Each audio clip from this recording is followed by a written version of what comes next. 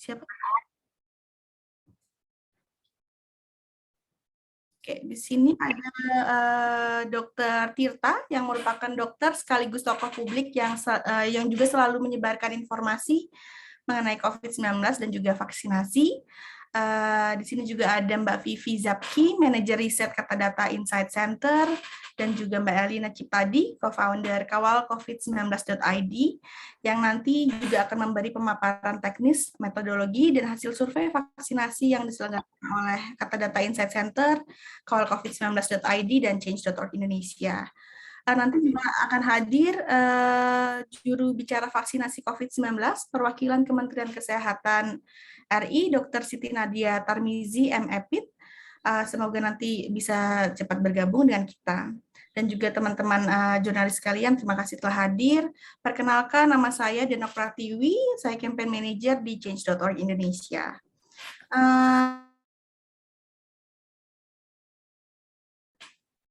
Benar dia belum ya? Oke, sambil menunggu juga.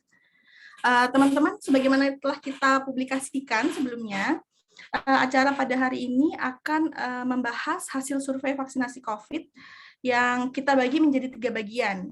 Pada konferensi pers pertama yang diadakan hari ini, secara spesifik kita akan membahas tentang kemauan masyarakat dalam divaksinasi dan juga sumber informasi yang dipercaya masyarakat terkait pandemi COVID-19. Konferensi pers kedua tentang masukan publik terhadap proses vaksinasi akan diadakan pada 22 September.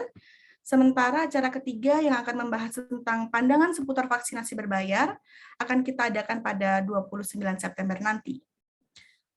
Sebelumnya izinkan saya menyampaikan sedikit pengantar sebagai penyelenggara survei vaksinasi ini. Kami melihat memang sudah ada survei-survei lain tentang vaksinasi, tapi kami berharap survei ini dapat memberi tambahan informasi yang berharga yang bisa digunakan oleh stakeholders yang terkait untuk menjadi perbaikan program vaksinasi ke depannya, sehingga makin banyak orang yang bisa dan bersedia untuk mengikuti program vaksinasi. Nanti setelah pemaparan materi hasil survei, nanti akan ada sesi tanya-jawab dan diskusi di akhir sesi. Selanjutnya mungkin kita langsung aja persilahkan kepada pembicara pertama dari Mbak Vivi dan Mbak Alina untuk menyampaikan pemaparan teknis, metodologi, dan hasil survei vaksinasi ini. Silahkan Mbak Vivi dan Mbak Elina. Baik, terima kasih Mbak Denok. Selamat siang teman-teman semua. Saya akan berdua dengan Mbak Elina Ciptadi nih memaparkan apa yang kami temukan lewat survei. Jadi kami bekerja sama 3 pihak ini untuk melihat bagaimana masyarakat melihat proses vaksinasi. Kita berharap tentu saja ini adalah upaya kita seperti yang Mbak Denok sampaikan untuk menyumbang sesuatu ya untuk mempercepat proses vaksinasi supaya kita segera melewati pandemi ini. Nah, saya akan share screen untuk kita lihat sama-sama bagaimana hasil survei ini. Baik, Mbak Elina nanti akan bersama dengan saya ya. Jadi kami survei ini dilakukan secara online. Jadi survei dilakukan pada 6 sampai 22 Agustus yang lalu dan mencakup seluruh Indonesia. Kami berhasil meraih 8.299 responden, ya, dan dilakukan secara online. Jika dilihat dari profilnya, bisa dilihat di sini dalam survei ini kami mendapatkan sekitar 51,7% responden laki-laki, perempuan 47,6%, jadi hampir seimbang, dan juga ada yang tidak bersedia ya menyebutkan, dan kami menghargai jika tidak ingin menyebutkan jenis kelaminnya. Lalu untuk kelompok usia ini bisa dilihat kelompok usia sebarannya terbanyak ini di usia produktif muda ya, dewasa muda 25 sosial ekonomi status ini cukup menyebar dari SES A sampai D dan E dengan terbanyak di kelompok SES A. Jadi boleh disebut ini agak lebih urban ya, masyarakat urban dewasa dan dari perekonomian baik. Oke, selanjutnya. Nah, jika dilihat dari sebarannya, ini hampir mencakup seluruh wilayah Indonesia. Kami dengan sebaran tentu saja yang terpadat di Pulau Jawa ya, diikuti oleh Sumatera, lalu juga bagian wilayah lainnya. Ini sebaran per provinsinya. Kita juga sampai ke kawasan timur juga untuk yang memberikan tanggapan atas survei vaksinasi ini. Nah, kita langsung masuk ke bagian pertama. Kami menanyakan tentang apakah mereka sudah divaksinasi. Ada sebagian besar 77,9% ini mengaku sudah divaksin. Ada 22,1% yang belum divaksinasi. Dan kalau dilihat dari sini, alasan mereka bersedia divaksinasi ini adalah terbanyak adalah merasa ini adalah bagian dari tanggung jawabnya dan juga melindungi keluarga serta supaya mereka bisa beraktivitas kembali. Nah, untuk di bagian pertama ini saya ingin Mbak Elina memberikan sedikit tanggapan ya apa yang bisa kita lihat dari sini. Kalau kita lihat kan dari angka vaksinasi tentu saja ini kan ada bias ya karena kita surveinya secara online yang kita tangkap ini cukup banyak yang sudah vaksinasi. Tentu saja ini tidak bisa langsung dikatakan bahwa angka vaksinasi sudah mencapai demikian. Silakan Mbak Elina. Ya, jadi memang di sini karena kita menggunakan convenience sampling, kita nggak bisa melakukan generalisasi terhadap hasilnya ya. Tetapi kalau di antara responden 8 ribuan ini, yang memang kebanyakan itu adalah kaum urban dengan SES A dan B ini kita melihat antusiasme mereka untuk divaksinasi ini tinggi. Ini kita melihat hasilnya ini seneng ya. Dan juga kalau kita melihat mereka mau divaksinasinya itu sebagian besar karena alasan-alasan yang memang memang alasan-alasannya memang benar lah istilahnya gitu. Jadi ini sebagai tanggung jawab mereka sebagai warga untuk melindungi keluarga supaya cepat bisa beraktivitas atau karena mereka takut kena COVID gitu. Jadi porsi yang mau divaksinasi karena terpaksa itu di sini kecil sekali. Mungkin tambahan dari saya itu aja dulu, Mbak Vivi. Terima kasih Mbak Elina. Ya, jadi bagian mereka yang merasa ini karena suruhan orang lain, angkanya sangat kecil, tentu saja seperti disampaikan Mbak Elina tadi, ini yang mengembirakan ya, kesadarannya berarti sudah cukup ada di masyarakat Indonesia untuk vaksinasi. Berikutnya.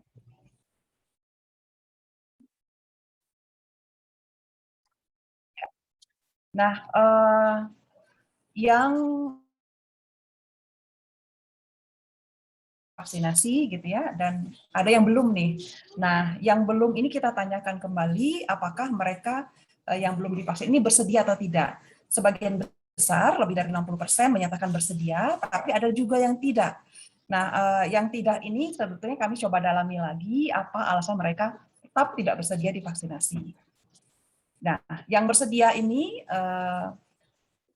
mau gitu, tapi kenapa mereka belum divaksinasi? Ini adalah sejumlah alasannya. Jadi mereka ingin, tapi antrian ini agak menghambat mereka, keinginan mereka untuk vaksinasi, alasan yang terbanyak. Lalu yang kedua, ini menyatakan tidak tahu harus pergi kemana. Berikutnya ada yang menunggu nih vaksin yang dianggap lebih ampuh. Jadi ada persepsi vaksin tertentu lebih ampuh. Jadi dia mengincar merek tertentu nih. Ada orang-orang yang demikian.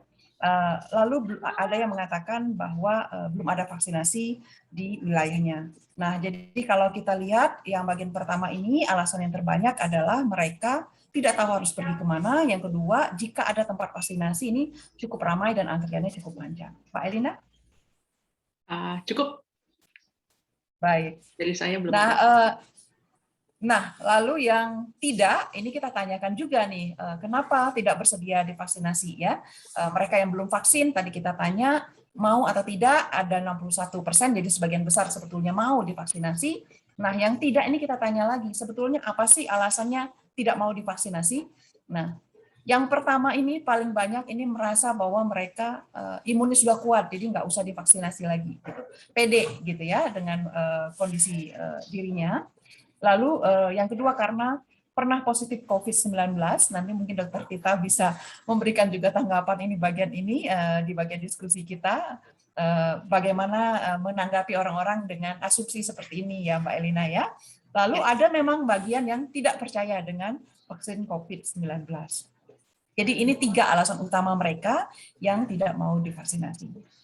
Mungkin saya tambahkan sedikit juga di sini, kalau kita melihat di sini yang tidak merasa perlu, yang tidak mau divaksinasi ini kalau dilihat dari kelompok usianya, mereka dominan di kelompok dewasa muda.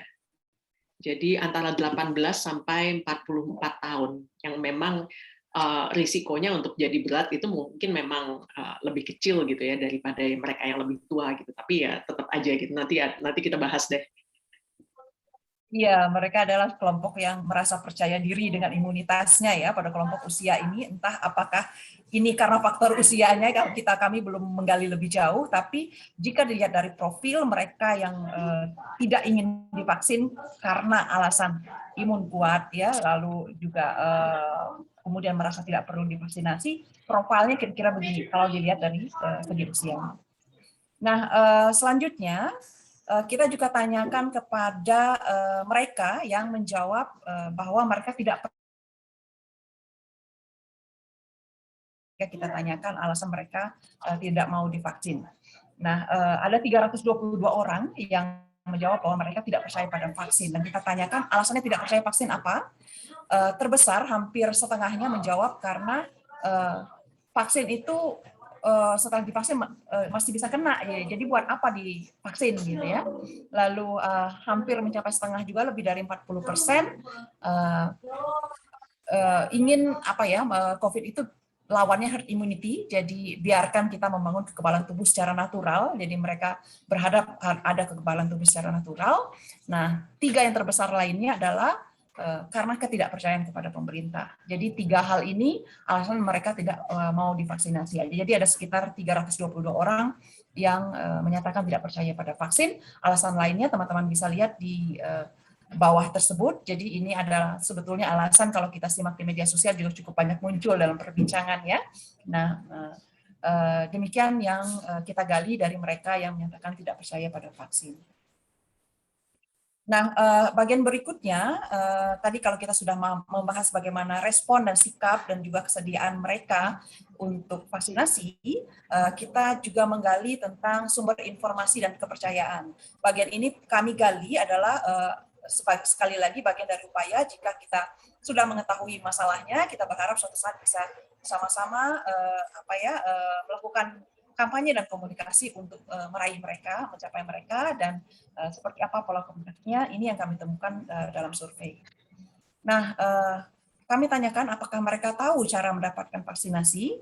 Ini adalah kami tanyakan khusus kepada mereka yang belum divaksin namun bersedia untuk divaksin, dan kita tanyakan apakah mereka tahu. Sebagian besar menjawab bahwa mereka tahu cara mendapatkan informasinya. Nah, bagi mereka yang sebagian kecil yang tidak tahu bagaimana cara mendapatkan vaksin, ini berharap mendapatkan vaksinasi ini paling banyak adalah dari komunitas yang paling kecil ya di lingkungan sekitarnya, yaitu dari ketua RT dan juga dari kanal informasi publik non pemerintah. Mbak Elina, silakan ini bagaimana ini tanggapan Mbak Elina untuk harapan kepada keterlibatan RT dan RW. Sorry, nggak nyadar masih mute. Ya ini datanya menarik ya dari responden yang 1130 yang belum divaksinasi tapi sebetulnya mau. Sebenarnya mereka sudah punya informasinya gitu. Jadi mereka tahu gunanya apanya gitu. Jadi mereka tahu, hanya 26% yang mengatakan nggak tahu gitu, cara mendapatkannya.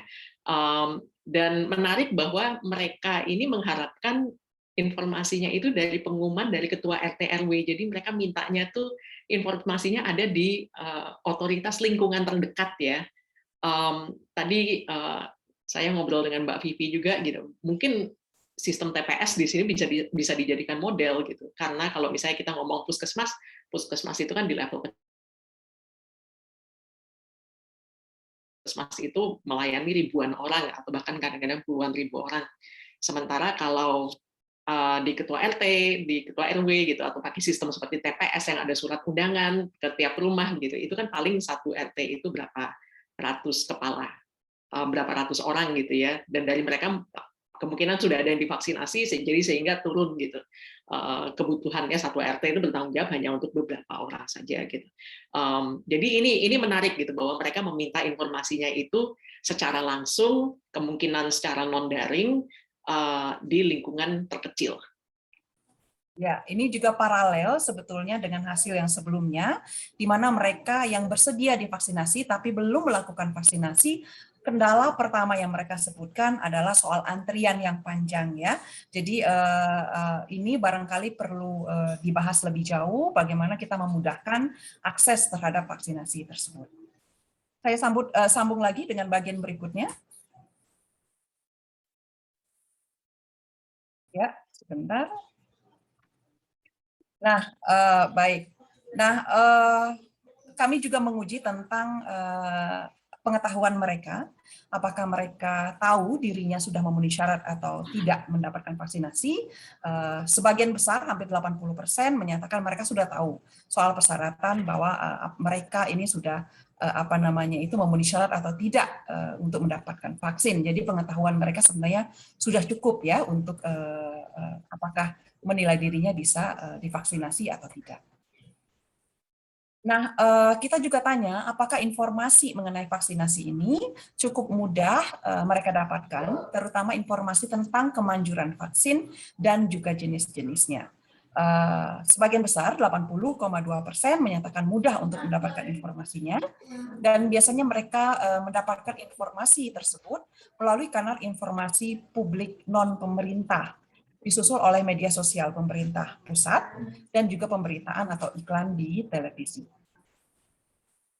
Nah, bagi yang menjawab bahwa mereka sulit atau tidak mudah mendapatkan informasi tentang kemanjuran vaksin dan jenis-jenisnya, dan apa yang ekspektasi mereka tentang sumber informasinya, kami tanyakan menurut mereka seharusnya saluran informasi itu di mana. Nah, yang mereka harapkan adalah media sosial pemerintah pusat, lalu kanal informasi publik non-pemerintah, dan juga pemberitaan atau iklan di televisi. Jadi peran teman-teman media ini juga cukup besar dalam hal ini.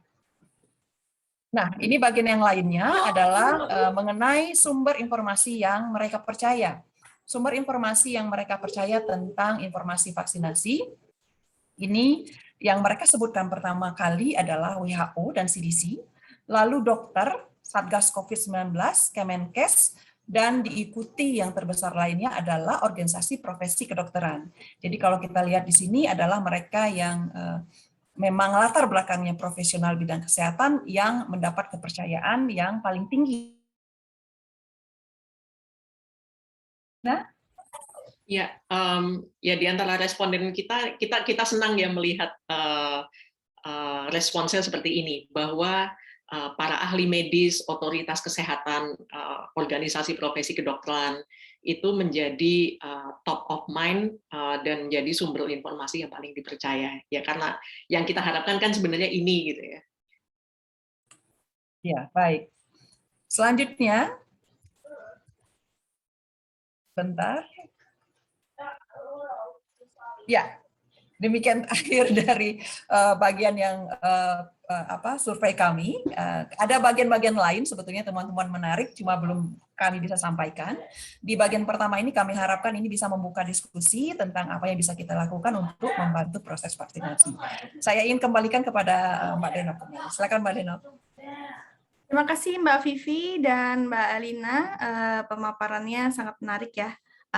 Tapi sebelum kita lanjutkan, saya mau menyapa dulu ada Ibu Dr. Siti Nadia Tarmizi, juru bicara vaksinasi COVID-19 dan perwakilan Kementerian Kesehatan yang baru saja bergabung dengan kita.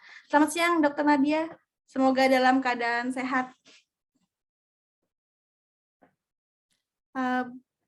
Bu Nadia, udah hadir ya? Halo, selamat siang.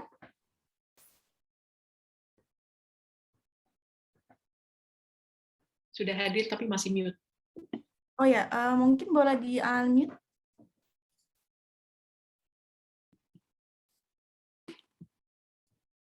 Selamat siang, Bu Nadia.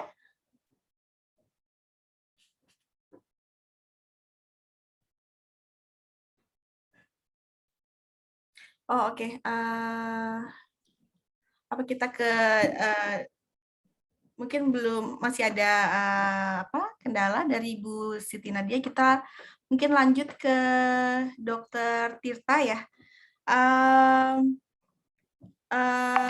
Jadi halo Dr. Tirta, apakah mendengar saya? Ya, halo.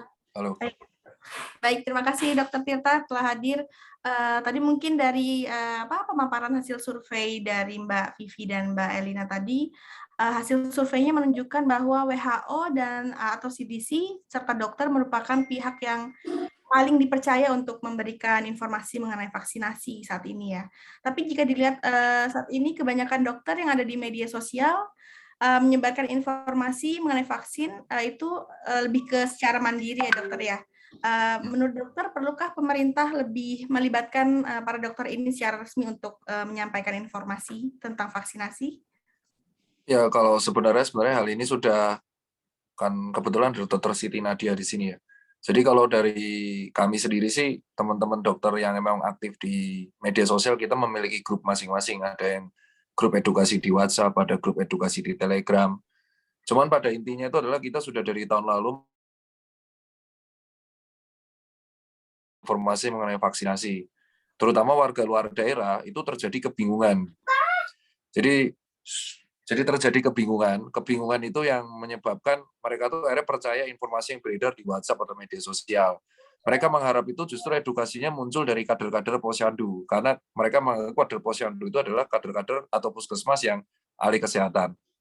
Dari mana saya tahu? Jadi kalau teman-teman di sini respondennya itu adalah dari orang yang ikut secara aktif survei. Kalau dari saya adalah dari telemedicine yang memang saya buka dari tahun lalu, tapi saya baru publish nomor WhatsApp saya sendiri itu di 3 bulan terakhir ketika gelombang kedua itu mulai naik secara drastis. Sebenarnya masyarakat itu yang hadir kan kita selama ini menganggap bahwa masyarakat itu gampang percaya hoax. Ternyata setelah saya berkomunikasi langsung dengan beberapa netizen atau beberapa warga yang aktif konsul ke saya lewat WhatsApp medianya, mereka tuh sebenarnya bingung.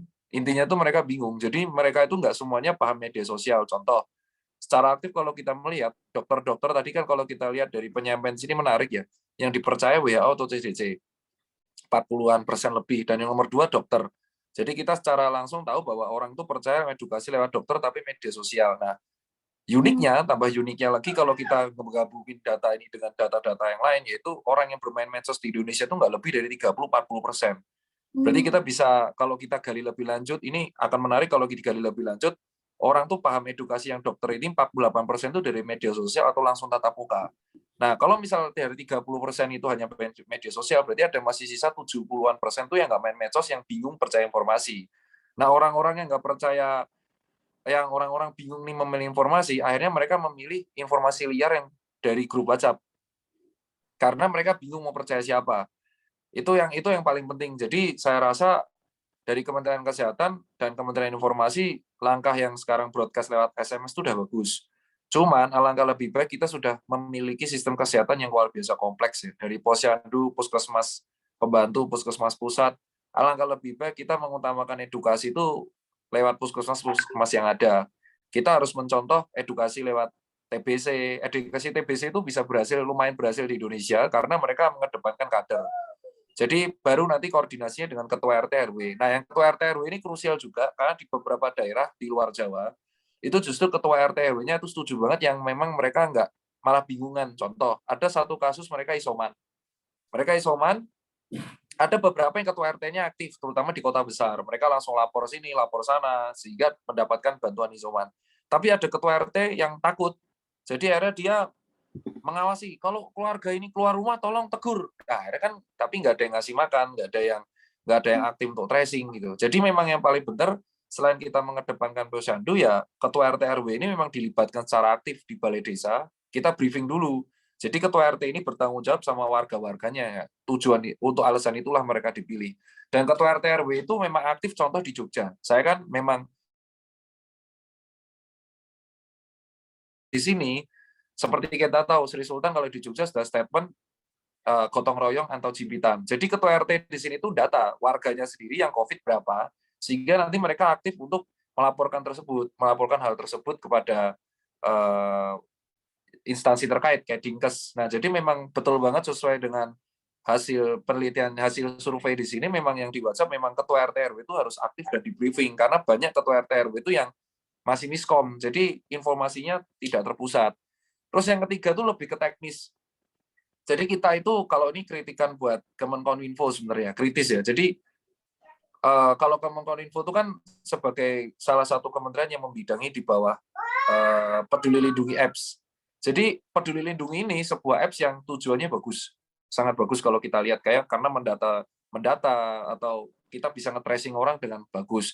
Cuman ada harus beberapa yang kita perbaiki. Jadi kalau dari WhatsApp ataupun orang-orang yang ngeluh adalah aplikasi ini too good to be true. Kalau orang bilang tuh kayak konsepnya luar biasa keren, paspor itu. Kita bisa ngelacak atau kemanapun. Cuman prosedur penggunaannya, terus gimana kalau error, call center-nya gimana, sertifikat vaksinnya muncul, terus NIK kepake orang lain, terus habis itu kemarin data yang sempat dipermasalahkan. Nah, ini tuh akhirnya ngebuat masyarakat jadi bingung. Kembali lagi, Kemenkominfo harus peran aktif mengajak tuh turun ke dinas-dinas informasi daerah. Jadi lebih ke desentralisasi. Kelemahan kita dari dulu tuh itu. Jadi informasi di Jakarta nggak usah dibandingin. Kalau kita lihat Jakarta, ini kalau menarik, saya malah pengen request-nya ada nggak daerah, maksudnya dari Change.org dan kata dari kawal COVID ini ada nggak data yang diolah dan akhirnya disampaikan sebenarnya daerah mana sih yang paling penyerapan informasi paling bagus. Nah, kalau dari hipotesa saya nih, semakin jauh dari Jakarta itu semakin nggak bagus penyerapan informasinya.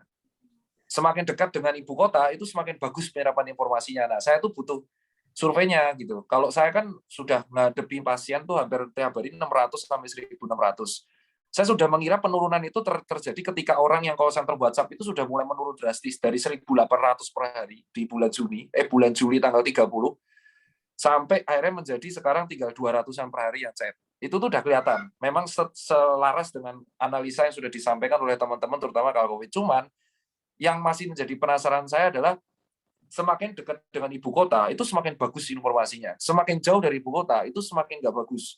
Jadi ketika di Jakarta itu sudah mengenai booster, mereka udah paham, oh booster kapan nih? Booster ini nggak bagus, booster ini nggak bagus kalau buat awam. Nakes dulu aja karena nggak ada gunanya, itu udah paham. Tapi kalau kita geser nih ke daerah yang jauh banget, contoh kalau kita bilang kemarin daerah Aceh masih Sinovac banyak yang ditolak, masih membanding-bandingkan merek, itu terjadi beneran.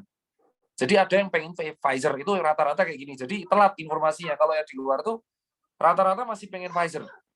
Rata-rata masih pengen Pfizer, rata-rata tuh kalau nggak Pfizer nggak mau. Gitu. Nah, padahal kita terangkan bahwa vaksin desentralisasi itu. Jadi gimana caranya informasi dari pusat, dari ibu kota ini sampai ke Sabang sampai Merauke itu sama. Jadi kayak komunikata aja. Kalau kita bilang dari Jakarta ngomong A, itu sampai orang pelosok tuh mungkin jadinya Z. Beda. Nah, ini yang menjadi PR, penyampaian informasi secara bagus sehingga masyarakat tidak menjadi bingung. Itu sih kalau dari saya di WhatsApp. Jadi hasil penelitian ini harus malah menjadi semakin yakin bahwa ternyata ini yang menarik lagi selain ketua RT itu selaras, terus nakes tuh berarti yang posyandu, puskesmas. Yang poin ketiga itu ini. Yang menarik nih, saya menarik banget. Jadi informasi dari organisasi profesi itu harus kalau di luar negeri itu justru menjadi patokan sama kayak CDC. Nah, kalau di Indonesia orang tuh malah lebih percaya dokter personalnya daripada organisasi profesinya. Nah, ini harusnya menjadi pertanyaan, loh, kok dari survei yang dibuat Change.org kok malah lebih percaya dokternya? Artinya ada masukan, berarti organisasi profesinya komunikasinya mungkin terlalu berat atau mungkin terlalu kurang aktif. Seharusnya yang nomor 2 itu harusnya adalah bukan dokternya, tapi lebih ke organisasi profesi dan Kemenkesnya. Kemenkes kan udah nomor 3 nih. Ya kita akui ada peningkatan sama yang saya menarik Kemenkominfo. Nggak ada ya tadi. Nggak ada ya. Itu yang malah justru pertanyaan buat saya sendiri kan, Kemenkominfo nggak ada di situ. Malah kalau kita lihat berarti netizen lebih percaya sama Kemenkes. Oke, jelas dia Kementerian Kesehatan, CDC, WHO jelas dia internasional. Nah, yang menarik itu nomor 2. Personal dokter itu kan harusnya edukasi lewat organisasi profesi itu di atasnya dari dokter. Karena apa? Secara teori. Karena kita pun kalau ngomong, saya dokter Tita itu kalau ngomong ya harus dari senior dulu. Kalau senior saya ACC baru saya berani ngomong. Itu tingkatannya. Dan senior pun berpatokan sama PAPDI atau Kayak kemarin kita ngomong soal kehamilan ya patokannya dari POGI ya kayak gitulah. Itu sih kalau dari saya ini hasilnya sangat menarik ya karena saya nggak melihat ada Kemenkominfo ya itu antara masyarakat yang kurang ngerti nggak tahu Kemenkominfo malah yang menarik Kementerian BUMN itu saya lihat ya Kementerian BUMN dan itu hasilnya unik ya unik banget tapi yang ketua RT ini jujur sesuai karena ketua RT yang di luar Jawa itu kemampuan komunikasinya mereka nggak mendapatkan pasokan informasi selaras dengan ketua RT yang di Pulau Jawa. Jadi kalau saya bilang bukan hanya kesenjangan kesehatan yang kita hadapi sekarang, tapi lebih ke kesenjangan mendapatkan informasi dan kesenjangan data. Ini hari ini nih ada 7 orang WA saya mengenai call center peduli lindungin yang mereka bilang NIK-nya kedouble. Jadi dia belum divaksin, tapi sudah terdata divaksin. Terus yang nomor 2 paling sering adalah sertifikat kalau itu nggak muncul-muncul. Jadi, dan ini benar, orang kalau vaksin, ini unik lagi. Kalau dari saya, ini kan kalau di sini 74% tadi orang mau divaksin. Maaf ya kalau teman-teman media saya agak panjang karena ini sangat menarik dan sesuai banget. Bukan apa-apa, memang saya menunggu-nunggu data seperti ini karena memang betul 74 sertifikat. Jadi apa-apa harus vaksin. Nah ini pertanyaan, kenapa kok selama nggak ada sertifikat, selama nggak ada kewajiban apa-apa harus kartu vaksin ini, berarti daya serapnya kita tuh di luar ekspektasi dong. Kenapa harus dipaksa dulu? Nah ini yang harus kita pecahkan masalahnya. Karena ini akan menjadi PR. PR berikutnya adalah, nih vaksinasi akan lancar, tapi PR berikutnya nanti orang akan vaksin karena berkas. Nah itu yang harus kita hindari. Padahal kita edukasi imunisasi sejak 20 tahun yang lalu di Posyandu dibentuk di PKKBN, itu ya kalau mau lahir harus hepatitis atau vaksin hepatitis atau vitamin K. Nah ini adalah PR, jangan sampai bias. Jadi akibatnya adalah orang mau vaksin karena mau kemana-mana. Nah ini yang harus kita kritisi. Itulah yang mengakibatkan sesuai. Kenapa kok kemarin ada 3.000-an orang jalan-jalan di mall pada positif. Kenapa? Karena di sini ada ketidaksesuaian informasi. Apa ketidaksesuaian informasinya adalah pada waktu itu kita mengatakan bahwa orang yang CT value-nya positif masih tapi sudah selesai isoman itu dikatakan sembuh. Itu kan yang ngomong Kemenkes sendiri mengatakan bahwa orang yang sudah sembuh itu masih bisa positif CT value-nya. Nah, tapi hari ini bilang 3.800 orang yang positif masih bisa jalan-jalan. Nah, ini yang harus kita garis bawahi. Apakah orang yang positif ini adalah yang CT value-nya doang dan selesai isoman atau orang yang kabur dari isoman? Nah, ini kan yang harus kita bingung. Berarti ada PR nih berikutnya. Nah, itulah PR-PR itu selalu akan terjadi dan tidak mungkin kita tidak ada masalah. Ya, harapan berikutnya hasil penelitian ini dan survei ini tidak menjadi sekedar didengarkan ya, karena itu yang terjadi sekarang, didengarkan masuk kanan, berjanji keluar kiri, dan itu yang saya rasakan sekarang, janji masuk kiri, keluar kanan. Harapannya ya menjadi PR kita bersama. Kenapa kok banyak orang yang masih percaya mau vaksin karena sertifikat. Harusnya kita edukasi bahwa kamu tuh vaksin karena kesadaran, bukan karena sertifikatnya doang. Tapi memang karena melindungi dirimu. Karena apa? PR-nya nanti kalau tiba-tiba kita mau booster, itu yakin orang nggak akan mau ambil booster. Satu. Kalau ada vaksinasi lain kayak HPV untuk serviks atau HSV belum ada, atau tetanus, TT gitu, itu orang akan kata nggak ada berkasnya, aku nggak mau vaksin. Nah itu yang saya takutin sebagai nakes. Jadi thank you banget buat kawan-kawan relawan yang sudah membuat analisa ini, karena saya sendiri ribet banget ya, ngetik satu-satu gitu aja ngerasain ya. Tapi ini sangat-sangat menarik banget, terutama yang dokter nomor 2 dan influencer itu 5 terbawah. Berarti penganggaran influencer yang kemarin influencer yang datang nggak efektif dong. itu kayak lucu banget, kayak udah dibayar-bayar tapi termasuk 5 besar terbawah gitu. Bahkan lebih tinggi kementerian, lebih tinggi apa itu tadi? Grup setara sama grup WhatsApp, beda tipis. Jadi harusnya kita bayar grup WA aja nih, atau ketua RT. Itu tokoh agama masuk 10 besar. Sama yang ketua RT di sini, thank you banget. Dan tapi kita harus applause juga sih, maksudnya kita dari kemarin diprediksi kelar 10 tahun lagi, tapi sekarang kita sudah nomor 6. Sesuai banget dengan data sini. Bukan karena mereka mau sehat, dominannya. Tapi karena mereka, gua mau kerja dok, jadi gua harus vaksin.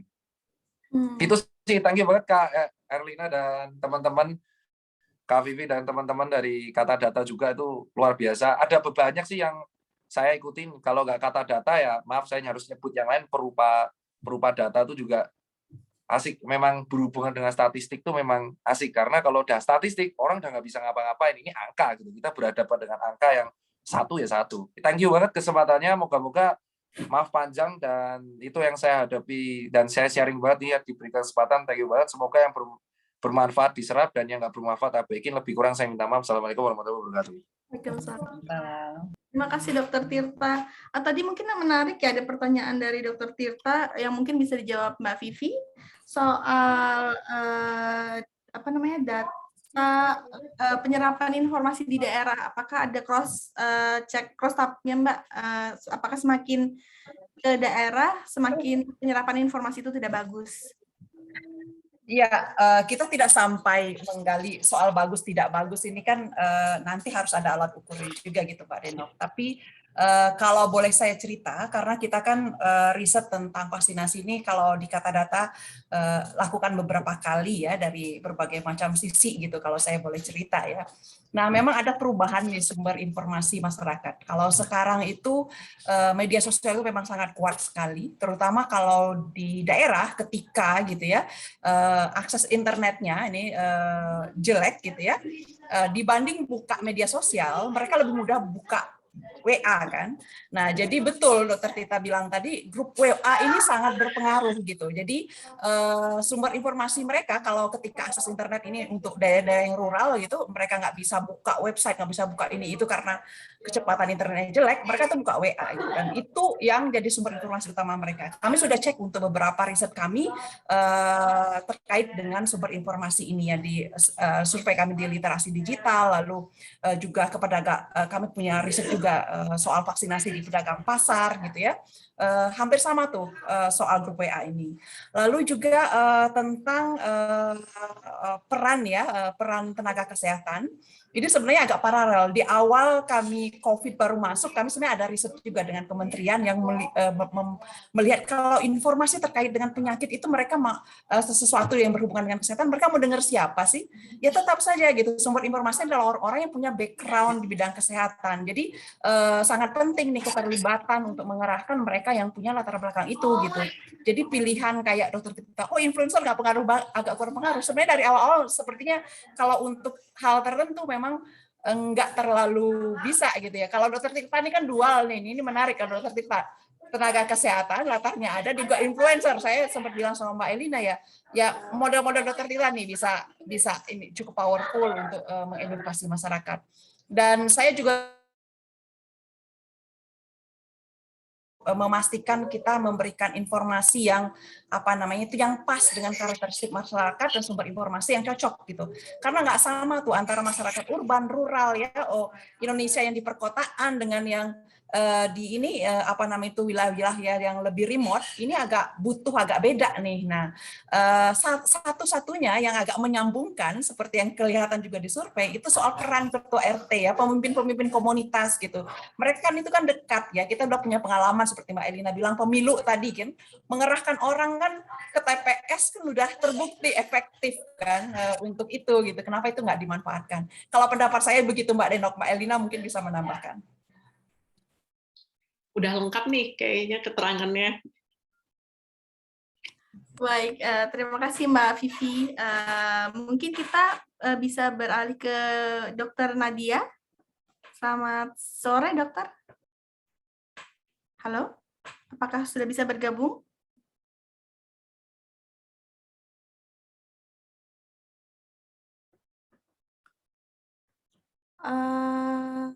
Halo, Bu Nadia? Mungkin sambil menunggu Bu Nadia, kita sampaikan dulu ke teman-teman jurnalis. Kalau ada pertanyaan, bisa menuliskan pertanyaannya melalui chat dengan menyebutkan nama, instansi media, dan juga pertanyaannya. Boleh ke Mbak Vivi atau Mbak Elina, atau juga Dokter Tirta dan Bu Nadia. Selamat sore, Bu Nadia. Selamat. Gimana kabarnya, Bu? Selamat sore, Dokter Tirta. Selamat sore, Mbak Elina, Mbak Vivi. Sore Bu Nadia. Akhirnya bisa bergabung juga dengan kita. Tadi mungkin sudah mendengar beberapa pemaparan dari hasil survei yang diadakan oleh Kata Data, Kawal COVID, dan juga Change.org. Mungkin saya mau menyimpulkan sedikit hasil surveinya tadi yang dipaparkan oleh Mbak Vivi dan Mbak Elina. Mungkin tadi data yang mungkin menarik yaitu ada dari dari seluruh responden yang menjawab survei, sekitar 22% responden bilang mereka belum divaksin, dan salah satu alasan utamanya yang menyebabkan mereka belum divaksin adalah akses mendapatkan vaksin. Ada yang bilang 34% dari mereka bilang kebanyakan repot untuk mendapatkan vaksin, atau tidak tahu harus kemana, tidak mendapatkan antrian, dan di daerah tidak tersedia vaksin. Sementara tadi berdasarkan hasil diskusi dengan Dr. Tirta juga disebutkan juga sekarang udah ada menjadi syarat ya vaksinasi itu untuk beraktivitas dalam di beberapa tempat publik di Indonesia. Padahal tadi di dalam surveinya disebutkan kalau masih banyak masyarakat yang kesulitan dapat. Bu Nadia mungkin bisa menjawab pertanyaannya, apakah ada rencana dari Kementerian Kesehatan untuk menanggulangi permasalahan tersebut gitu, Bu Nadia? Ya, terima kasih Mbak Neno. Pertama-tama saya mau mengucapkan selamat ya dan apresiasi luar biasa untuk khususnya kolaborasi Change.org dan Kata Data serta Kawal COVID ya terhadap evaluasi bagaimana perjalanan vaksinasi COVID-19 kita ini ya. Luar biasa walaupun memang kalau melihat metode online, metode surveinya secara online ya.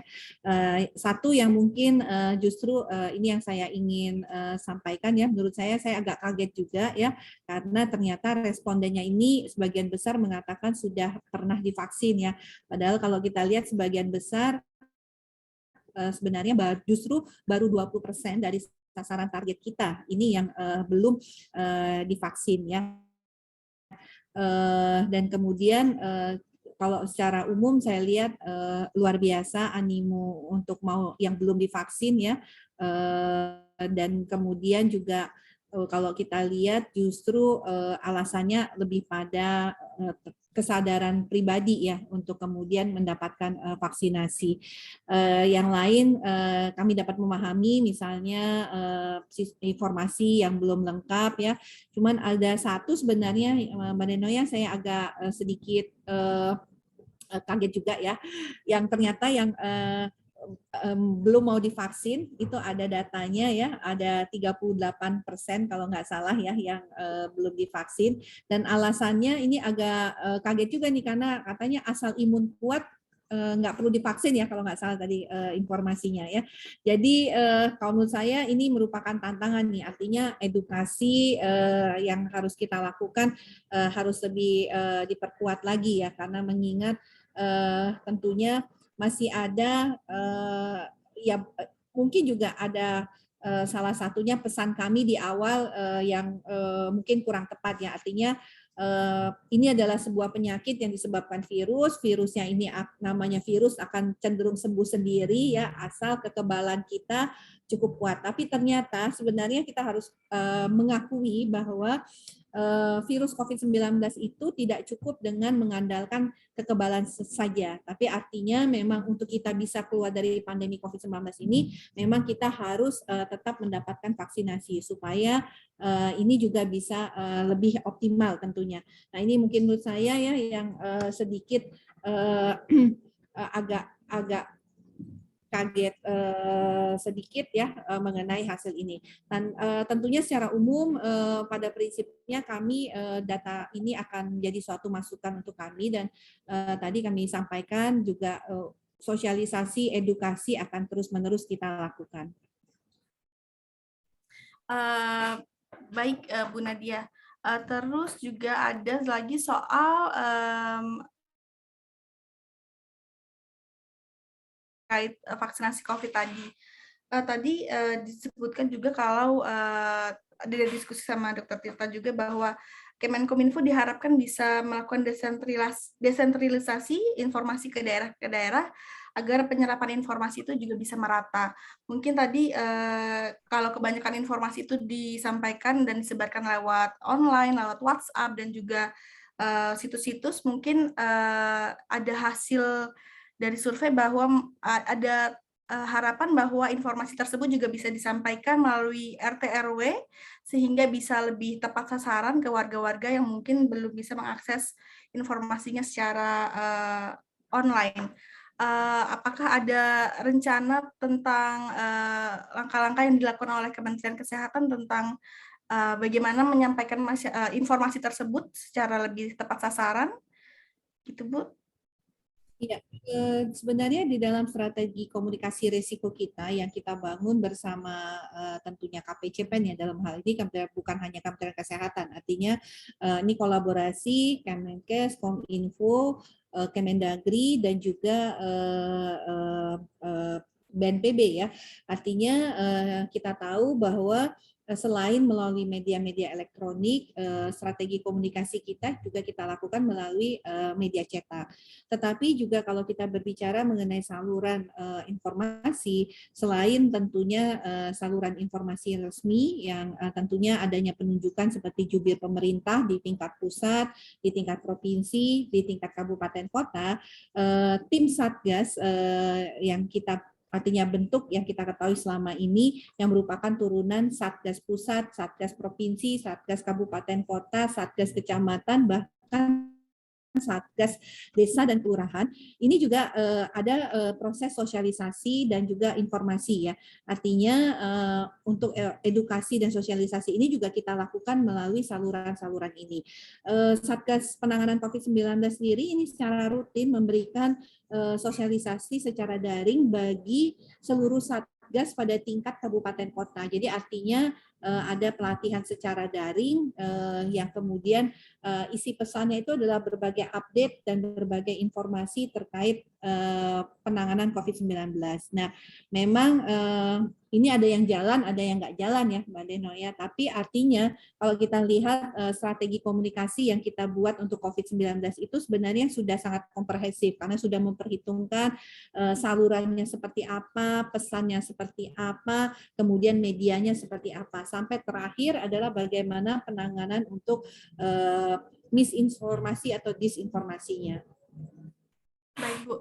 Mbak Vivi mungkin boleh di-share soal slide yang tentang sumber informasi yang dipercaya oleh masyarakat dalam surveinya.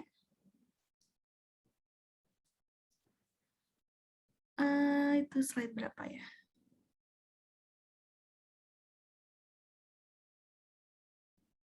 Ya, di sini ada kanal informasi publik dan pemerintah, media sosial pemerintah pusat, iklan televisi, media sosial, dan koran, dan ada dari ketua RT RW. Nah, sementara ada juga misalnya influencer itu ada di di bawah gitu, Bu. Tadi dari Dr. Tirta juga menyebutkan bahwa berarti anggaran ke influencer itu sebenarnya kurang terlalu efektif ya, Bu ya. Apakah nanti ke depannya akan ada penyesuaian alokasi anggaran agar lebih difokuskan ke media-media atau ke saluran-saluran yang lebih efektif untuk menyampaikan informasi ke publik? Boleh unmute, Bu? Baru lihat ya. Artinya tadi saya sampaikan bahwa saluran maupun saluran ya, tentunya saluran untuk informasi edukasi ini kita menyasar ke semua pihak ya. Artinya kalaupun tadi disampaikan influencer itu tadi kayaknya baru baca ya, influencer itu adalah yang paling bawah ya, seperti itu, tapi bukan berarti bahwa influencer tidak memainkan peranan yang penting, karena menurut saya kita kembali lagi sasarannya apa, karena vaksinasi COVID-19 ini kan menyasar pada usia 12 tahun ke atas ya, seperti itu ya. Nah, kalau kita lihat dikatakan usia 25 sampai 34 tahun itu usia responden yang terbanyak sebenarnya pada survei ini. Nah, kita tahu pada usia 25 sampai 34 tahun ini kan sebenarnya mereka yang sangat akses pada media-media sosial, dan media-media sosial ini kan biasanya dikuasai oleh para influencer ya. Dan menurut saya untuk usia 25 sampai 34 tahun ini biasanya kalau kita pakai informasi sosialisasi melalui media cetak ini sama sekali mungkin hampir nggak pernah kebaca kali ya, karena akan lebih mudah melalui media elektronik. Jadi dan sebenarnya keterlibatan influencer pun sebenarnya tidak ada biaya khusus nih Mbak Deno ya. Jadi memang sebagian keterlibatan influencer itu lebih pada sebagai tanggung jawab sosial daripada para influencer ini ya. Jadi kita lihat kita tidak punya spesifik duta influencer ya, kalau dilihat ya, duta adaptasi kebiasaan baru ia punya Dr. Reisa, dan kebetulan Dr. Reisa juga salah satu influencer mungkin ya. Jadi memang kita tidak spesifik ya untuk meng-hire ataupun mengalokasikan anggaran untuk influencer ini. Jadi memang upaya penanganan pandemi COVID-19 ini lebih pada gotong royong bersama ya. Hanya memang kalau untuk media-media seperti media iklan ataupun placement-placement di media, pelibatan individu atau perorangan ini hampir sebenarnya tidak ada anggaran khusus. Baik, terima kasih tanggapannya Bu Nadia. Kalau gitu kita buka sesi pertanyaan, tanya jawab oleh teman-teman media. Teman-teman media lainnya yang ingin bertanya sudah bisa mengajukan pertanyaan melalui chat dengan menyebutkan nama, instansi media, dan juga pertanyaannya. Ini ada satu pertanyaan dari Abraham dari media BBC, bertanya kepada Bu Siti Nadia.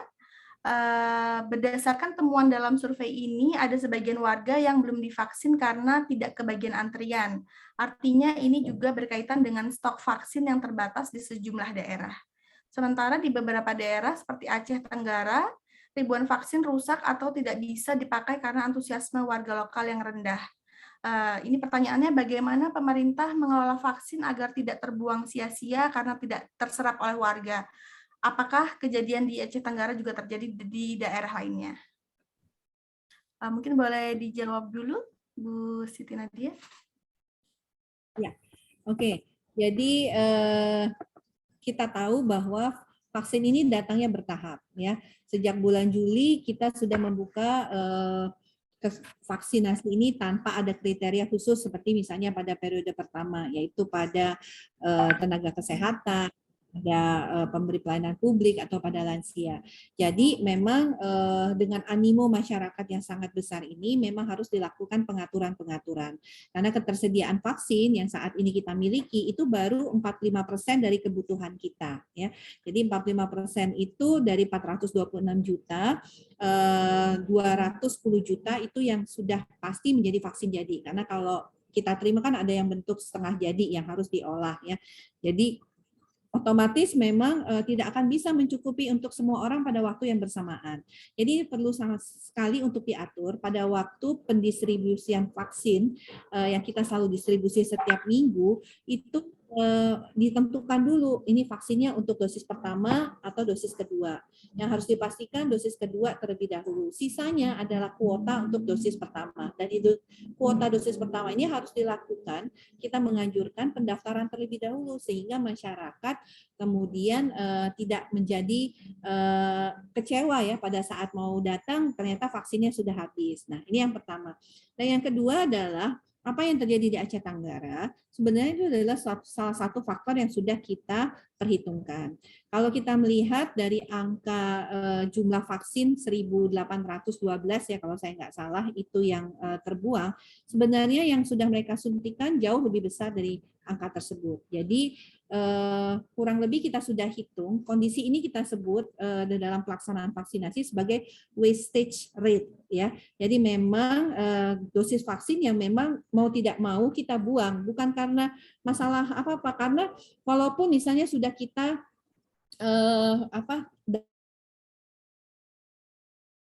yang datang ternyata berbagai hal ya yang tidak sesuai dengan jumlah tersebut, sehingga pada hari itu menyisakan misalnya 3 dosis, ya kan? Besoknya lagi 4 dosis. Ya lama-lama kalau kita kumpulkan dari Januari sampai saat ini ya otomatis akan jadi banyak, ya.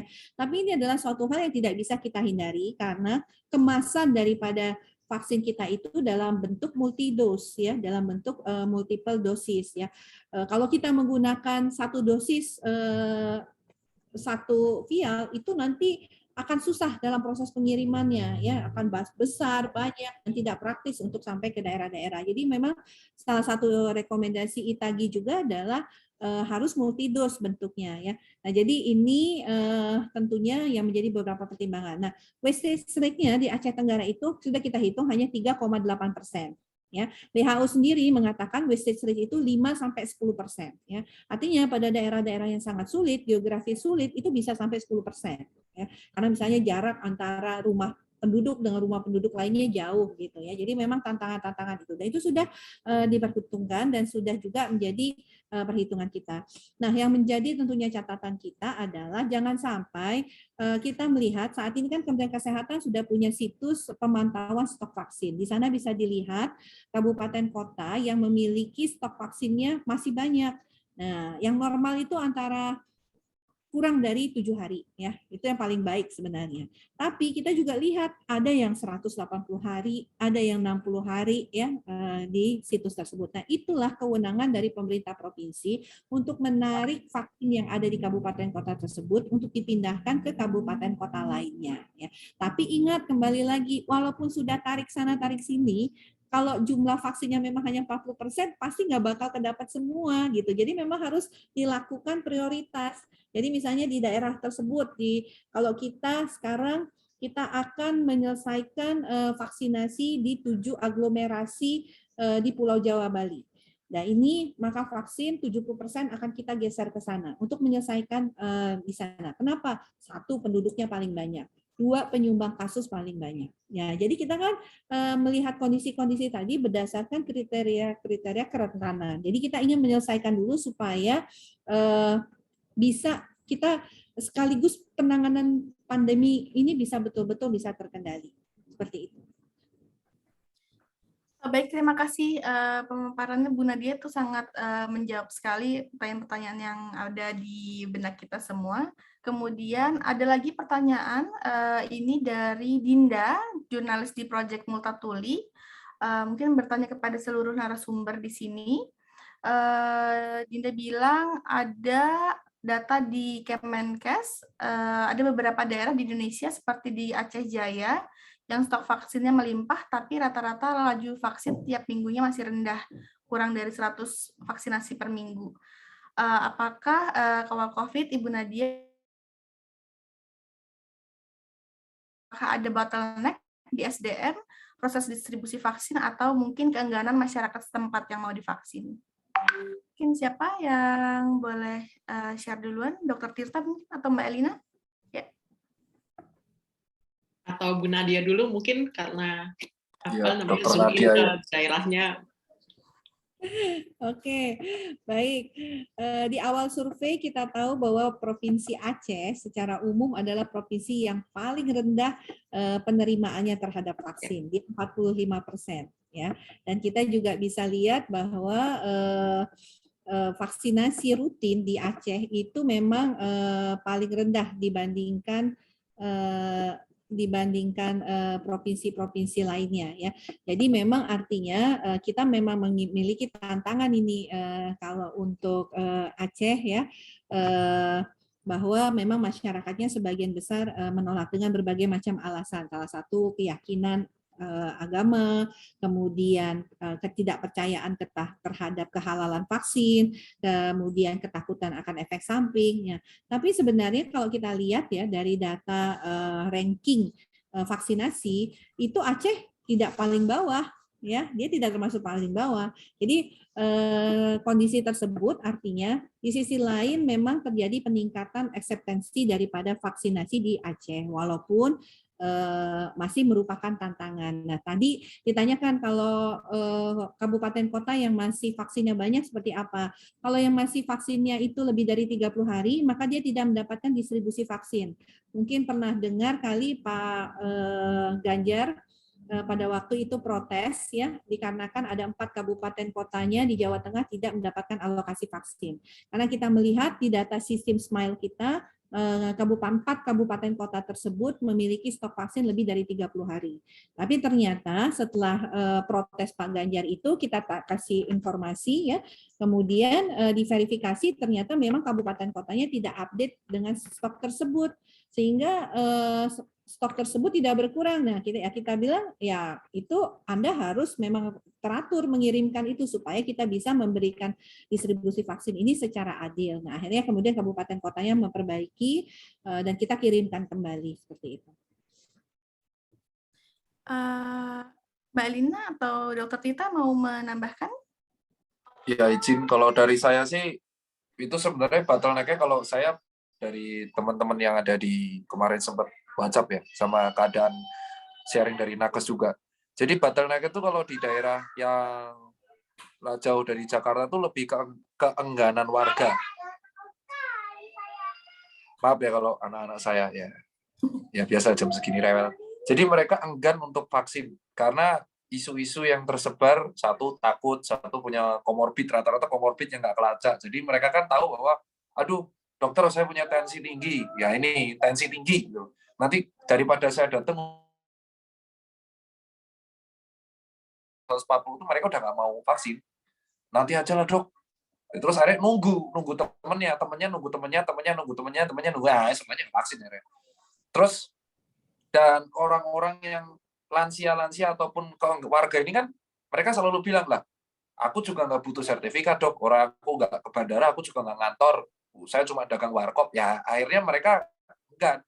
Nah inilah kembalinya kalau kan tadi dikatakan oleh Dr. Nadia memang itu kewenangannya dikembalikan ke daerah.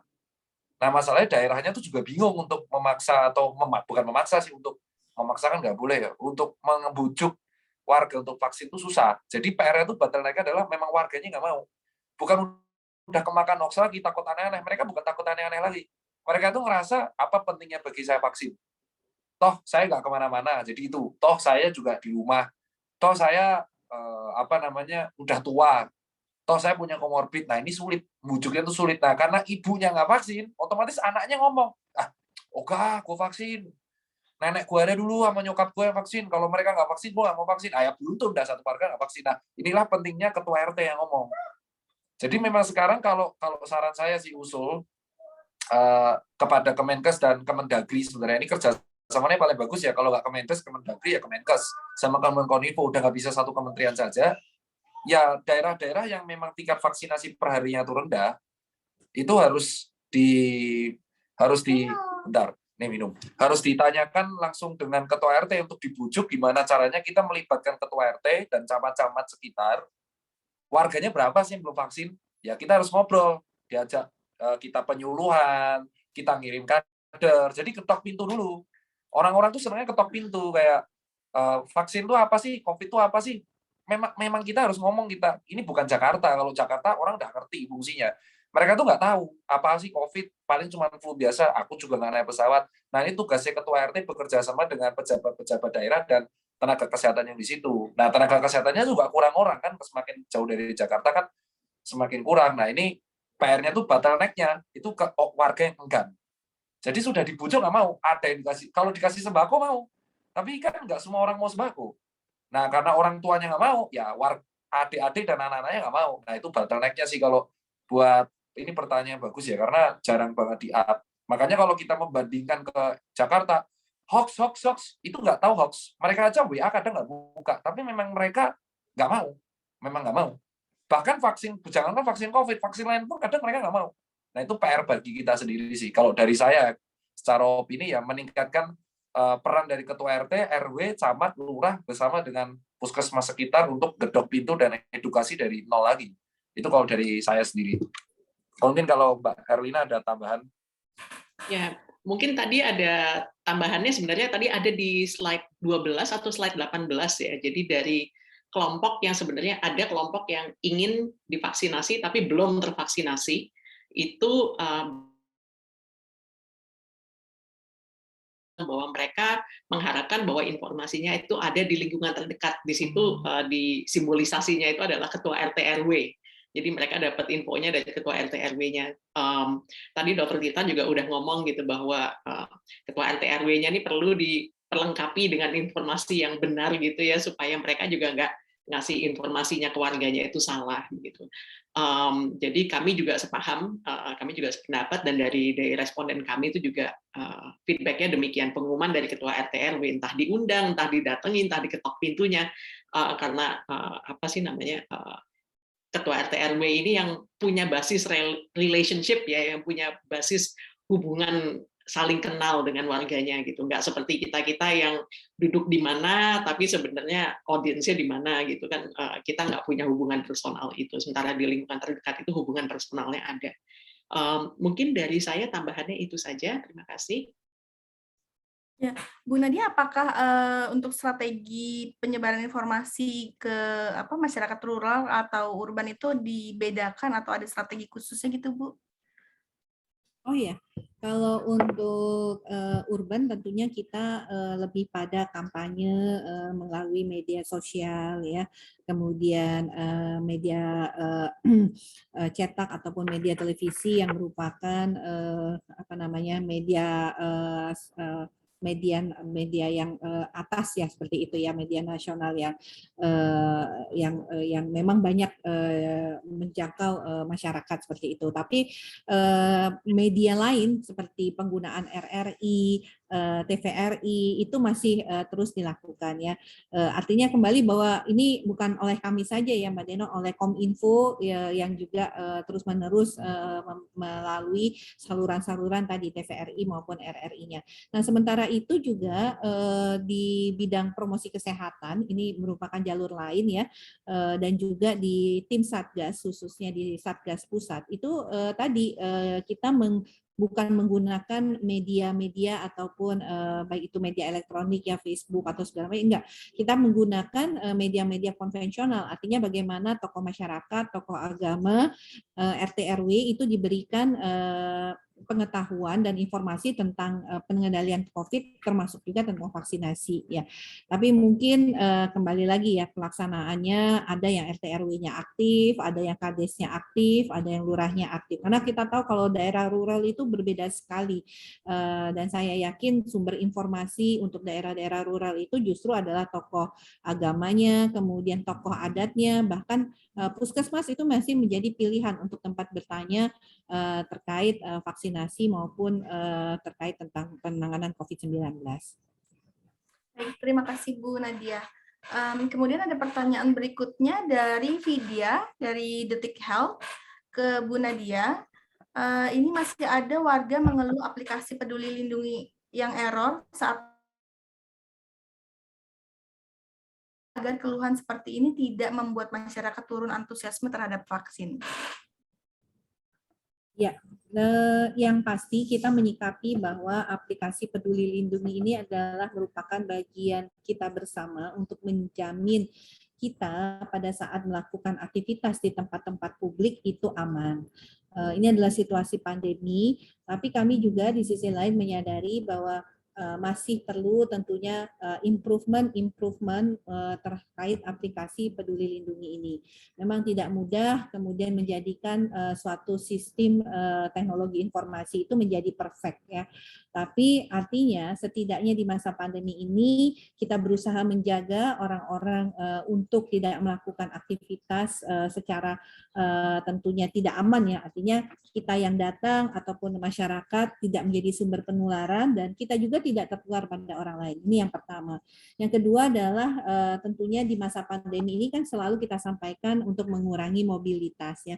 Jadi kalau memang ada kendala dalam hal aplikasi Peduli Lindungi, tidak harus dia mungkin yang masuk ke mall, kalau saya sih melihatnya seperti itu, tapi sambil kita terus memperbaiki sistem, ya, itu yang kita pesankan. Daripada kita selalu kecolongan, misalnya dengan uji coba ini aja kita sudah mendapatkan 3.800 orang yang seharusnya tidak berada di tempat-tempat publik, tapi dia berada di tempat publik. Bisa bayangkan kalau tanpa aplikasi Peduli Lindungi tidak ada sistem yang bisa men-screening, mendetek itu. Dan kalau kemudian tidak ada sistem, bisa bayangkan kalau kemudian mereka beraktivitas di tempat publik, bagaimana kemudian penyebarluasan dari virus tersebut di masyarakat. Apalagi kalau kita berbicara mengenai adanya varian-varian baru yang dikatakan lebih cepat menular. Nah, ini yang tentunya kita nggak mau sebenarnya bulan Juli itu akan terulang kembali, ataupun seenggak-enggaknya kalau kita ada wave tidak lebih parah daripada kondisi di bulan Juli. Baik, Bu Nadia. Kemudian ada juga pertanyaan dari Dini dari suara.com ke Dr. Tirta. Menurut dokter, gimana pendapatnya tentang vaksinasi dosis ketiga? Apakah kira-kira dibutuhkan? Dan untuk kata data juga, apakah ada aspirasi terkait vaksinasi ketiga di masyarakat? Ya, untuk soal dosis ketiga ini kita harus meluruskan terlebih dahulu ya. Jadi vaksinasi dosis ketiga itu akan sangat efektif kalau misalkan kuota vaksinasi atau target vaksinasi satu negara yang lengkap itu sudah terpenuhi. Jadi ibaratnya seperti ini, ibaratnya analoginya kita ini mau berperang. Kayak kalau saya nerangin ini kan dari suara kan pasti suara.com menyampaikannya kepada warga awamnya. Jadi kalau bisa nih tolong dicatat. Kita tuh ibarat perang kayak film 300 zaman Romawi, yang kalau kita tuh harus pakai tameng. Tameng itu kan membentuk satu barisan kubu segitiga yang kita kalau keserang satu aja remuk, tidak boleh ada titik lemah di situ. Nah, kalau misalkan satu kubah ini tuh masih ada yang tamengnya nggak cukup, otomatis virus akan masuk celah. Nah, kemampuan infeksi virus ini akan berkurang karena mereka udah nggak punya inang lagi karena dibantai sama antibodi kita. Nah, kalau misalkan belum satu negara ini belum terpenuhi targetnya, otomatis virus ini masih punya celah. Varian Miu kayak varian Lambda kayak itu akan terus datang. Kenapa? Karena antibodi kita itu secara umum belum terbentuk. Mungkin di Jakarta udah sesuai targetnya, tapi kalau varian ini akan datang ke Aceh atau ke Tarakan atau ke Manado atau ke Papua yang notabene targetnya masih belum sesuai, maka akan terjadi inang lagi dan akhirnya dari 30.000 replikasi akan ada terjadi 2 kesalahan genetik yang disebut mutasi. Yang artinya mutasi dari varian.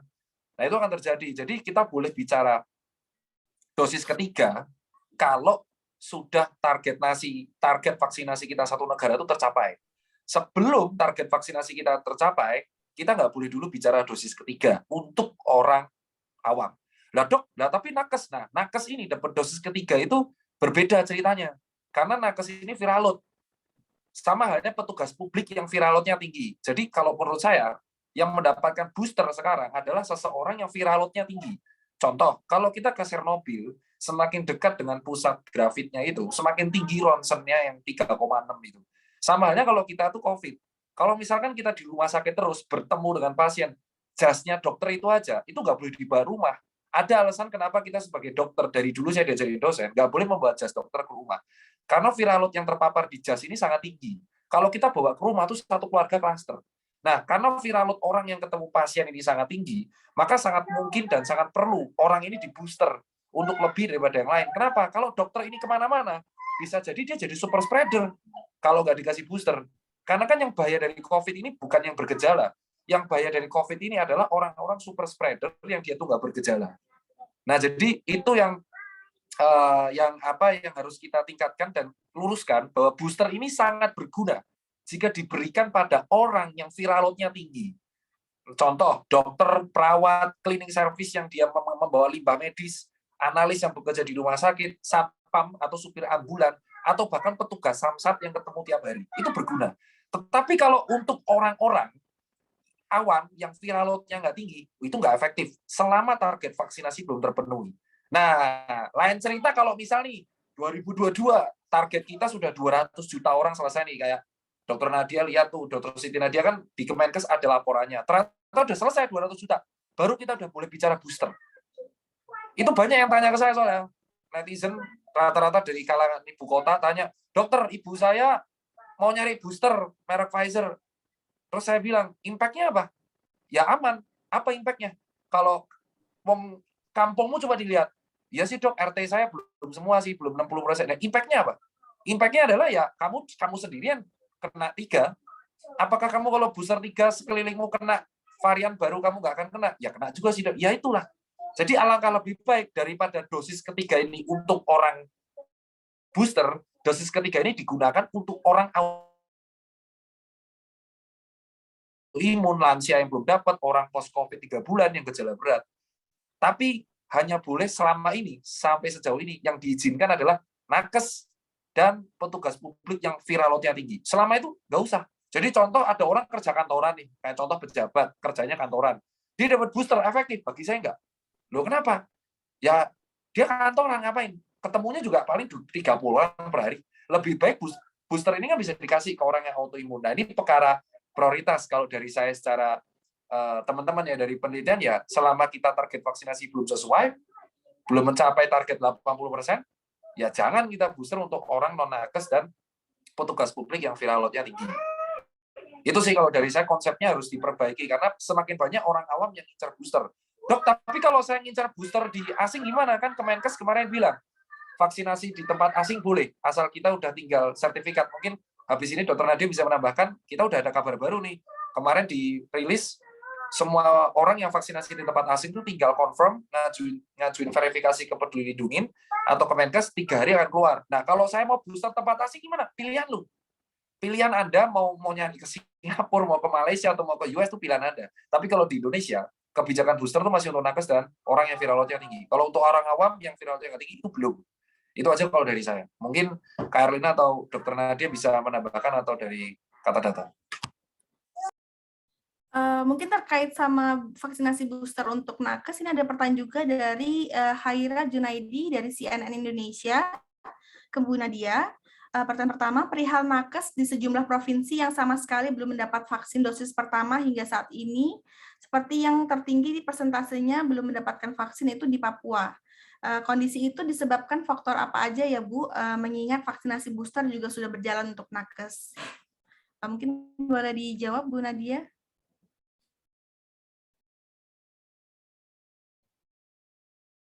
Maaf tadi Mbak Deno.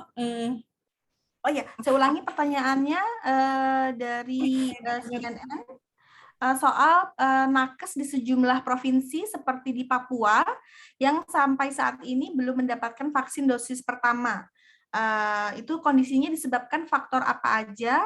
Karena mengingat vaksinasi booster udah berjalan di nakes sendiri, gitu Bu. Ya, sama itu kasusnya ya, bahwa mengapa kemudian di Papua itu masih ada nakes yang mendapatkan dosis pertama, sama yang seperti Dokter Tita sampaikan, di kalangan nakes juga ada yang masih menolak dan takut untuk divaksin ya. Tentunya ini sudah kita upayakan juga untuk kemudian diedukasi untuk mereka mau divaksin, tapi memang mereka ya kita tidak bisa memaksa ya untuk mereka ini divaksin, tapi begitu mereka positif mengalami COVID, pada akhirnya mau divaksin seperti itu. Baik, ini juga ada mungkin tambahan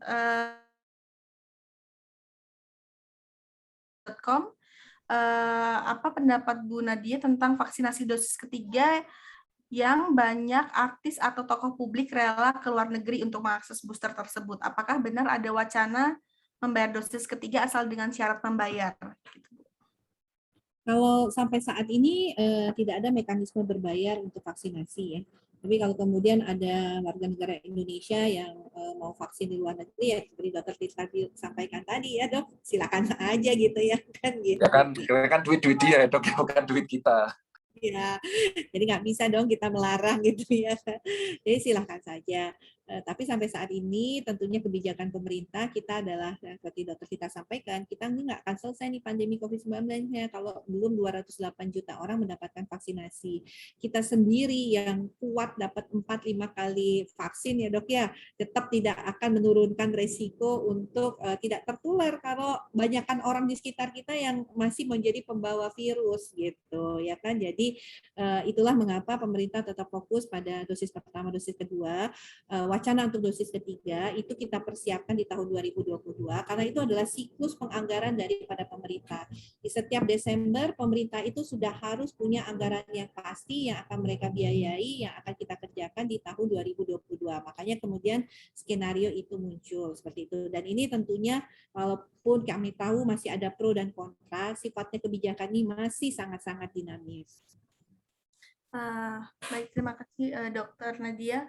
Dan mungkin ini pertanyaan terakhir karena mengingat waktu kita sudah hampir habis. pertanyaan tentang bagaimana menanggapi masyarakat yang hanya ingin vaksin sebagai syarat administrasi aja gitu, Bu. Tadi juga mungkin sempat dibahas oleh Dr. Tirta juga. Ini ke siapa nih? Saya, Dr. Nadia, atau Kak Erlina? Dr. Nadia dulu, baru boleh ke Dr. Tirta dan saya. Sorry, nggak nyimak lagi nih tadi. Mohon maaf.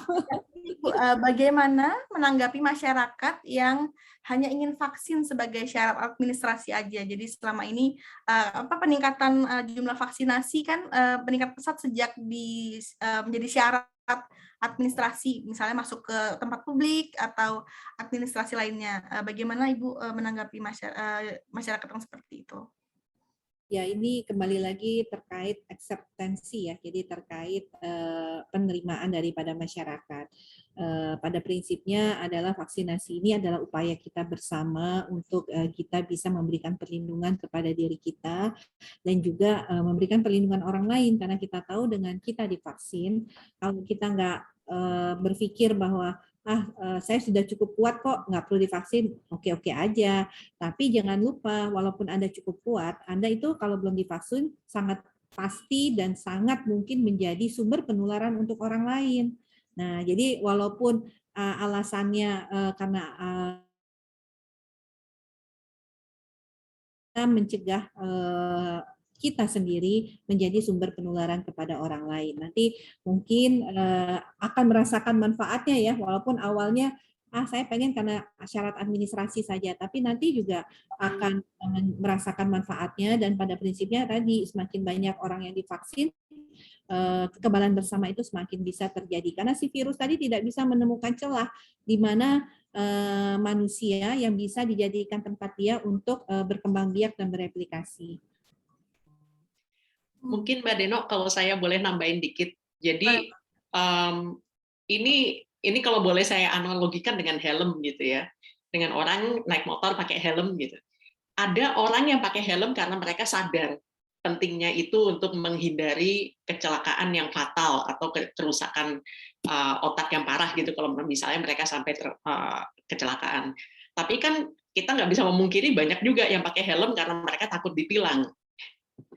Nah, jadi sebenarnya di titik ini kita kan sebenarnya masih pada masih tahun pertama vaksinasi gitu ya. Jadi sebenarnya nggak apa-apa juga kalau dari sisi kami nggak apa-apa juga gitu. Jadi ada yang divaksinasi karena sadar sendiri, kita berharapnya kelompok yang berpikir seperti ini semakin besar dengan berjalannya waktu, dengan berjalan semakin agresifnya edukasi. Di sisi lain kita mesti punya pull factor juga, misalnya orang-orang yang sudah divaksinasi diberi insentif yang lebih banyak, misalnya kalau sekarang bisa masuk mall, bisa naik pesawat atau apa begitu ya, dan juga jadi ya itu ada push, jadi kitanya sendiri yang mau, tapi harus ada pull factor-nya juga untuk menggeser kebersediaan untuk divaksinasi dari kelompok yang mungkin kalau nggak ada insentif-insentif itu, mereka akan memilih tunggu dulu atau akan memilih tidak. Baik, terima kasih Mbak Elina. Dr. Tirta mungkin mau menambah juga? Kalau namanya persepsi publik itu sulit ya untuk mengatur ya. Jadi kita niatnya baik ya, kita edukasi dengan baik, tapi ternyata masih ada hoax yang beredar, misinformasi dan infodemik, jadi terlalu banyak informasi beredar, terus lalu diberikan ini terus dibuat kebijakan mengenai sertifikat vaksin, ternyata masih ada yang anggap orang mau vaksin hanya administrasi. Jadi ini kembali lebih ke penerimaan informasi yang diterima oleh publik itu berbeda-beda. Tapi untuk memfilter ataupun membatasi supaya informasi yang diterima ini fokus ke satu hal, memang satu-satunya solusi adalah kita melibatkan tokoh daerah masing-masing. Jadi kita mau nggak mau ya edukasi sesuai dengan tokoh daerah. Nah, karena sekarang lebih ke masyarakat, ya kita kembalikan. Masyarakat itu udah paham sekarang mengenai fungsi BPJS. Dulu kan orang sulit ya, kenapa orang harus berobat ke rumah sakit. Sekarang orang mulai ngerti, oh kalau mau isoman, lapor ke puskesmas. Jadi mau nggak mau ini sekali para tenaga kesehatan nggak boleh berhenti untuk meluruskan sesuatu yang salah. Itu udah nggak bisa berhenti. Itulah tugas kita long life learning. Jadi kita nggak boleh kayak COVID-nya udah mereda nih gitu. Ya kita nggak bisa berhenti. Kita tetap harus ngingetin paling nggak terus-terusan bahwa vaksin itu buat ini. Ya mungkin orang bosen ya, dok nggak bosen dok, lu ngomong kayak gini terus, ya nggak bisa bosen, karena kalau kita bosen sekali aja, yang ada informasi bias. Itu yang pertama.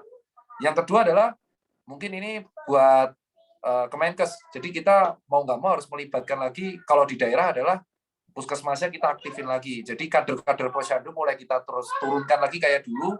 Kalau dulu posyandu hanya untuk imunisasi tiap Selasa Kamis sama edukasi berat anak, kesehatan ibu dan anak, sekarang kita tambahin satu lagi mengenai COVID-19. Karena anak saya nih umur 4 tahun, anaknya saya nih di belakang, itu aja udah ngerti mengenai corona. Loh, tahu dari mana? Karena guru TK-nya itu memasukkan struktur corona di dalam sehari-hari.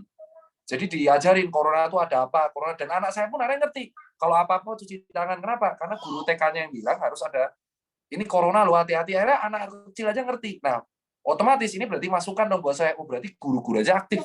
Berarti kita harus mulai melibatkan yang bisa kita temui sehari-hari, puskesmas, guru SD, atau mungkin bisa masuk kurikulum mengenai mencegah penyakit infeksi dan mengenai pentingnya vaksin. Jadi sekarang lebih ke merubah behave, dan itu nggak bisa sekali. Dan ini pertanyaan bagus, nggak bisa kita menyamakan semua persepsi publik, semua harus A, itu nggak bisa. Memang ada resiko. Nah itu PR kita bersama, supaya mereka tetap tidak terlalu jauh menyimpangnya. Itu sih kalau dari saya. Terima kasih semuanya. Baik, terima kasih Dr. Tirta, dan mungkin itu juga penutup yang sangat baik sekali untuk diskusi kita kali ini. Karena keterbatasan waktu juga, mungkin kita bisa akhiri acara hari ini. Terima kasih kepada para narasumber, pada Dr. Nadia Tarmizi, pada Dr. Tirta, Mbak Elina, dan Mbak Vivi yang sudah memberi pemaparan dan diskusinya. Rekan-rekan sekalian, demikianlah acara diskusi hasil survei vaksinasi bagian pertama, yang secara khusus membahas tentang kemauan masyarakat untuk divaksinasi dan juga sumber informasi yang dipercaya masyarakat terkait vaksinasi COVID.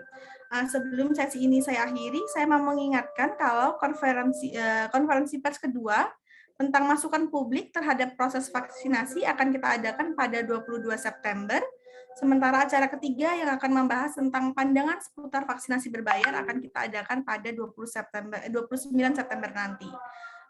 Para hadirin sekalian, terima kasih atas kehadirannya.